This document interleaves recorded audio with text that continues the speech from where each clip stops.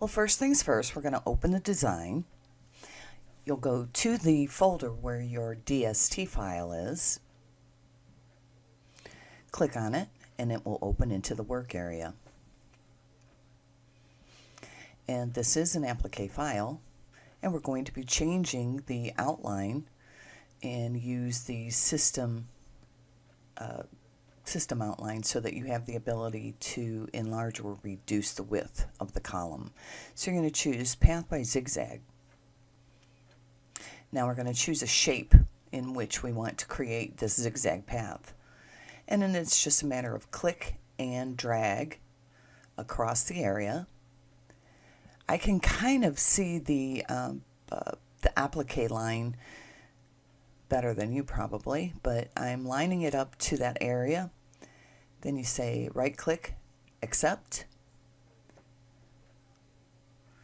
Opening up the object manager, if you click on it, you can see that we have a very narrow column, but you can thicken that by increasing the width in the border section, and you can see how it's growing.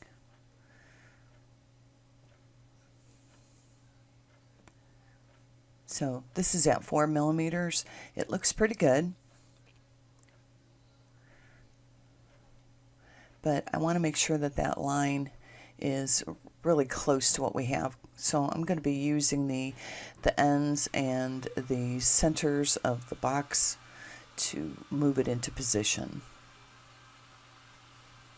Once you're satisfied, you can right click and accept, and then regenerate the stitches. And then we're going to sort this. We're going to grab that piece that we just did. We're going to bring it up front. And it's just click, hold the mouse button, drag. Now this section here is the line, so that's the applique line. So we want to do that first. And then the second is the previous steel stitch or zigzag. So we're just going to select it and delete it. Now we might want to change some of the properties by making the density thicker. You can do that on the ribbon, or you can do it in the object inspector by selecting it. Up on the ribbon, you would just type in what you want.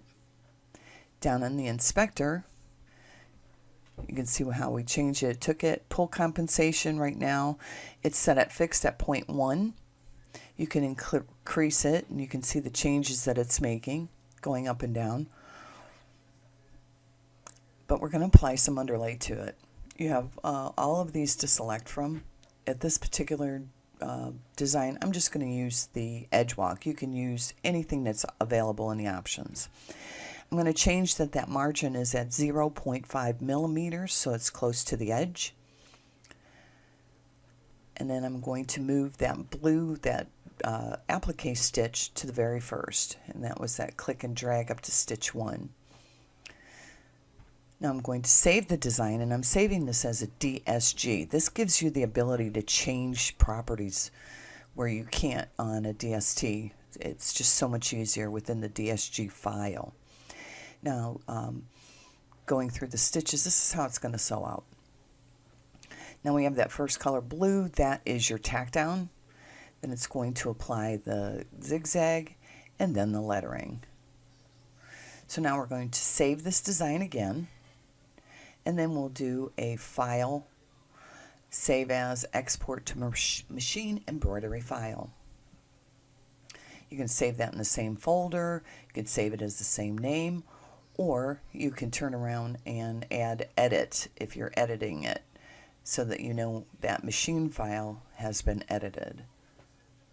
Needles not contiguous. This means that they are not sequential, 1, 2, 3, 4. You can see here they're 1, 2, 4. When you say yes, it's going to bump them all up, making sure that the first color is the same first color in your sewing sequence. And that is all.